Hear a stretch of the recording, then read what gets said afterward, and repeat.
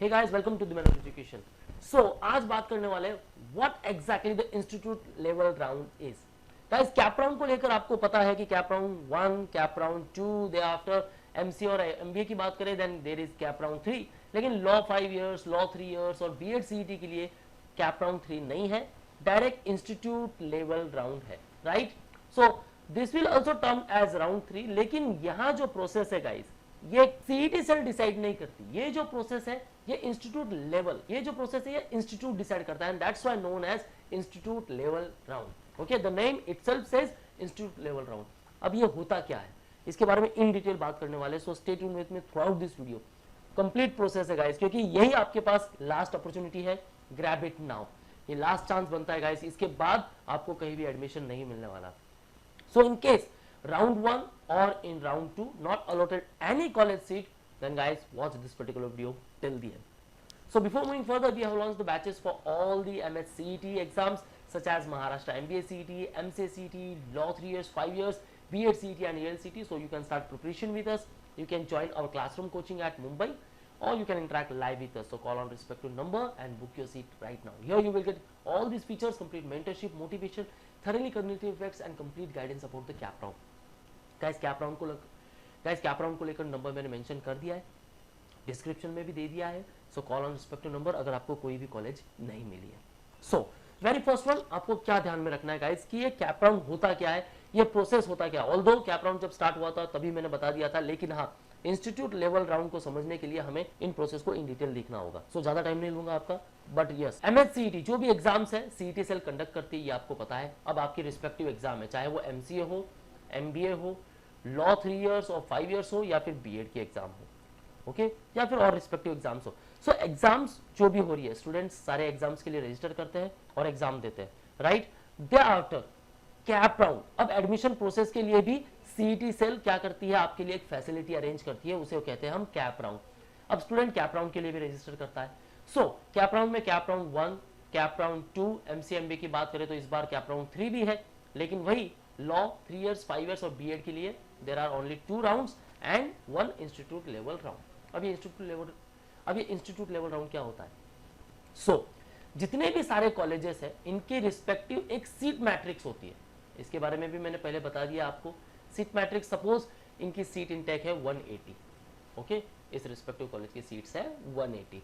अब 180 में से चलो इन्होंने अलॉटमेंट जो दिया था, काफी सारे स्टूडेंट्स ने कहा है कि सीट कम है, अलॉटमेंट ज्यादा दिख रहे हैं, होता है गाइस, ठीक है। 180 सुपरन्यूमररी सीट्स भी होती है, ईडब्ल्यूएस की सीट्स भी होती है, तो चलो 180, 18 इसमें ऐड करते हैं ईडब्ल्यूएस की सीट्स।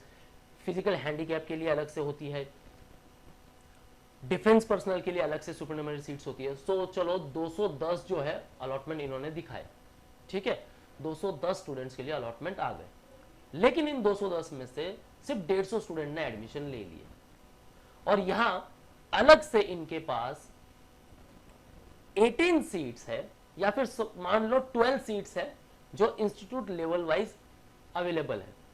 सो ये जो 180 है ये तो चलो कैप के थ्रू फिल हो जाएगी, लेकिन ये जो 12 है ये आएगी इंस्टीट्यूट लेवल राउंड में। और ऐसे कॉलेजेस जिनके पास इंस्टीट्यूट लेवल वाइज कोई भी सीट नहीं है वो भी पार्टिसिपेट यहां करेंगे, क्योंकि उनके सिर्फ 150 स्टूडेंट ने एडमिशन लिया है और 30 स्टूडेंट्स अभी भी बाकी है। तो क्या करेंगे, ये भी पार्टिसिपेट करेंगे, एंड ऑल दो स्टूडेंट्स जिनको कोई भी एडमिशन नहीं मिला है वो भी पार्टिसिपेट करेंगे in the institute level round, right.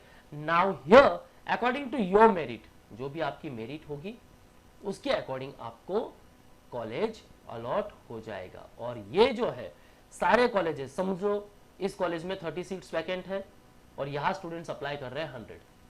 सो 100 में से किसके चांसेस बनते हैं? पहले तो टॉप 30 के। टॉप 30 ने विजिट नहीं किया, देन अगेन समझ लो टॉप 60 तक। इसमें भी समझ लो कि टॉप 60 तक सिर्फ 15 कैंडिडेट्स ने पार्टिसिपेट किया, देन टॉप 75, मतलब 75 नंबर तक जो कैंडिडेट्स रहेंगे उनके चांसेस यहाँ बन जाएंगे। सो ये होता है प्रोसेस, इसको और डिटेल में बात करेंगे गाइस। और हाँ, जैसे कि मैंने बता दिया, अगर आपको कोई भी सीट नहीं मिली है, डोंट वरी एट ऑल, आप कमेंट सेक्शन में मुझे लिख सकते हो, आपके मार्क्स भी बता सकते हो, लॉ 3 इयर्स, 5 इयर्स कौन से प्रोग्राम के थ्रू है, मैं आपको बताऊंगा आइडियाज, आपको एडमिशन कैसे लेना है, don't worry at all, okay. So first of all यहाँ मैंने कुछ कॉलेजेस मेंशन किए, प्रोसेस क्या कहता है, ठीक है। यहाँ मैं लिख देता हूँ आपके सामने, इस कॉलेज में 15 सीट्स वैकेंट है, इसमें 20 सीट्स वैकेंट है, इसमें 25 है और इसमें सिर्फ 5 सीट्स वैकेंट है। और ये कब वैकेंट है? आफ्टर कैप राउंड 1 कुछ वैकेंसी थी, आफ्टर कैप राउंड 2 अब ये वैकेंसी है और अब बारी आ गई है इंस्टीट्यूट लेवल राउंड की। सो सीईटी सेल क्या कहता है?